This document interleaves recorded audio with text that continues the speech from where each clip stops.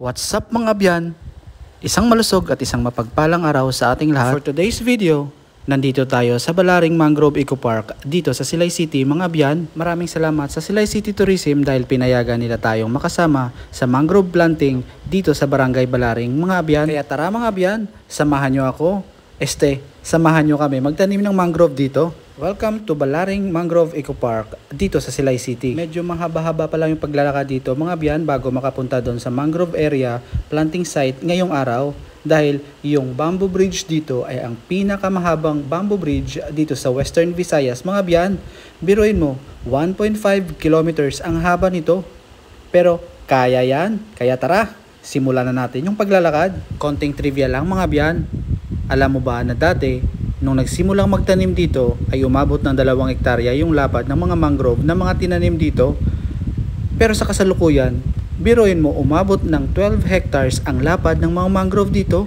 Grabe, nakakabilib at nakakamangha talaga yung pagtutulungan at pagbabayanihan ng mga local communities dito sa Barangay Balaring, LGU at friends natin from Japan. Pero syempre, baka isipin nyo na feeling alam ko naman lahat ng mga impormasyon dito. Hindi ko alam yon mga byan, narinig ko lang yon kanina kay Sir Leo habang papunta kami dito mula sa Silay City Public Plaza papuntang Balaring. Maraming salamat kay Sir Leo dahil nag-share siya ng information at konting background tungkol dito sa Balaring Mangrove Eco Park. Ito ang konting clip ng mga sinabi niya. From the city proper is 5 kilometers alin sa hospital.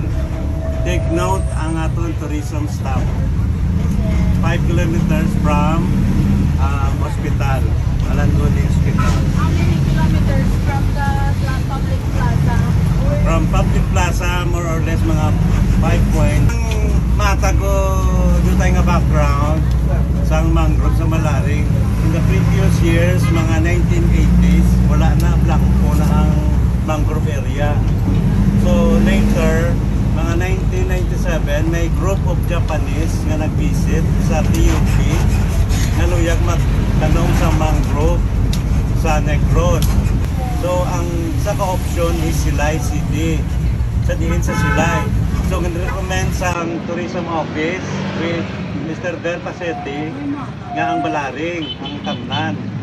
Okay, so nagtanong sila mangrove sa Balaring. Nakita nilang pag-accept sa pumuluyo nga daw ng namin. So dito sila nagtanong. Until then, nagsigi-sigi sila, nagdala na sila students from Japan, mga professionals, nga later on, ang muna nag-sponsor sa mga ginatanom nga mangrove. Since ang mangrove may bili. So ang beneficiary mo ng BAMPA, ang Balaring Mangrove Planters Association. So then, nagsigi-sigi ang ila pananong sa Balaring. Nagkakadto sila 3 times a year, 2 times a year. Nagadala na sila students. So, ang nami, kaya ang hatag sila exchange scholar sa TUP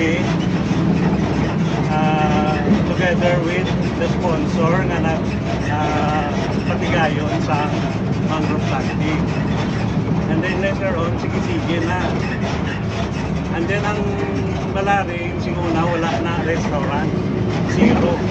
No, wala siyang mga restaurant. And then later on, sa nakita sa mga pumuluyo sa Barangay Balaring, na damo ng bisita nga nag-ato because of planting mangrove. Then, nag-decide nga nagpatindok sila sa restaurant. Ano ang original na restaurant? Wait lang mga byan. Bago nyo malaman kung ano yung original na restaurant dito sa Barangay Balaring, makinig muna tayo sa konting orientation ni Sir Leo para sa mga men in uniform natin na kasama sa mangrove planting dito sa Barangay Balaring.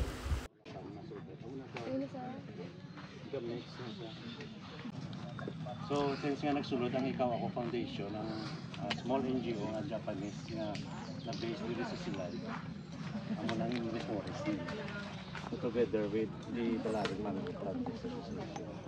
Na ang tayo initiate man ang Ikaw Ako Foundation. Wala ni tinguna, hindi kita kalapos. Dito mo lang ang tayo. So sila na nag-sustain, nag-maintain, nagabayad sa pumuluyo, spark sa nila. Divide ang 1 to 100. Mukhang ready na ang lahat mga biyan dahil meron ng konting background ang ating mga men in uniform from Sir Leo tungkol sa Balaring Mangrove Eco Park. Kaya tara, konting lakad na lang mga biyan at mararating na natin ang mangrove plantation ngayong araw dito sa Barangay Balaring. Kaya itutuloy na natin ang clip kung saan malalaman natin kung ano talaga yung unang restaurant dito sa Barangay Balaring. Let's go! Ano ang original na restaurant? Amo ng Julis, Kalabahan. And then, isundan, sunod-sunod, floating restaurant, it's water. And then, ang mga nagdamo siya. So, nalipay ang Balaring. Since nga nag-atag siya livelihood sa Ubra, at the same time, nag-bulig sa livelihood sa pag-pating sa shipping sa Balaring. To make the long story short, ang Ikaw Ako Foundation nagsulod sa pagpamuno ni Mr. Yuri Sagoto. Nagdalaman sa estudyante na nagsigi-sige pananaw sa Balaring. So, twice a year may ara grupo nga nagapananaw ng mga estudyante sa Balaring. So, before ang iya kabangpang area ng mga sobra lang mga 2 hectares, happy kita nga isugit ko na naglapot na more than 12 hectares ang mangrove forest nga na reforest. No? Tungod sa mga promotion kag-pulig sa mga amigo nato nga sa Japan. So kanami kay kunin mo kami saron ang mga takikwa pa ang katanong. Maraming salamat Sir Leo, ang dami kong natutunan ngayong araw tungkol sa Balaring Mangrove dito sa Silay City. Pero ikakat ko muna yung clip mo dahil mukhang nandito na yata tayo. Wow, ang ganda! Ang ganda ng mga staff ng mga tourism dito sa Silay City. Naks, shoutout sa inyo mga ma'am. Pero promise mga biyan, sobrang ganda talaga dito at ang lawak pa ng low tide ngayon. At ayon pala sa mga locals dito sa Barangay Balaring, mukhang 1,000 yata na mangrove seedlings ang itatanim namin. Wow, ang dami! Kaya tara, simulan na natin. Pero wait, picture muna. 1, 2, 3, click! Ang galing talaga ni ma'am. Ang dami rin pala namin kasabay dito ng mga men in uniform mga abyan. Saludo ako sa inyo mga ma'am sir. At ayon pala kay Sir Leo, dapat 1 meter ang distansya ng bawat mangrove na itatanim natin. Kaya habang nagtatanim tayo dito, Sir Leo, pakituloy po ng konting information at background tungkol sa Barangay Balaring Mangrove. Amo na, ang subong ang Balaring medyo nagtinad tungod sang mangrove nga ginsugdan nga nagtanong. Wala ang restaurants kung wala bisita, wala ang mga pumuluyo, ang mga estudyante nakaubra sa restaurant kung wala ang mangrove nga ginsugdan pananong. Okay? So at least may ara kamo ideya kung nga nagamo na ang aton mangrove subong. No? So ang aton bamboo bridge gina-consider subong as the longest bamboo bridge in the whole Western Visayas. Nga nakita sa Kapis, Aklan. They have 1 kilometer bamboo bridge. Pero nagahipos ang Balaring. So mga aton nga bamboo bridge is more than 1,500 kilometers, 1.5 kilometers, including na ang mga wings. No, so ang lakton ta karon sobra 1 ka kilometro pakanto. So pabalik sobra man 1 ka kilometro pabalik. Shout out nga pala sa abyan natin na si Kois Roel na sumama para magtanim dito sa mangrove dito sa Balaring. At syempre, kasama rin pala natin dito ngayon sa mangrove planting dito sa Barangay Balaring si Abyan Drew ng Drosam Covery from Silay City. Shoutout din kay Madam na isa sa mga magagandang staff dito sa Silay City Tourism. Maraming salamat pala Madam dahil isa kayo sa mga solid ko na abyan na sumusuporta sa mga video at vlogs ko tungkol sa Silay City. Maraming salamat mga abyan at syempre ito rin ay isa sa mga magaganda at mababait na staff ng Silay City Tourism, si Ma'am Rodeline.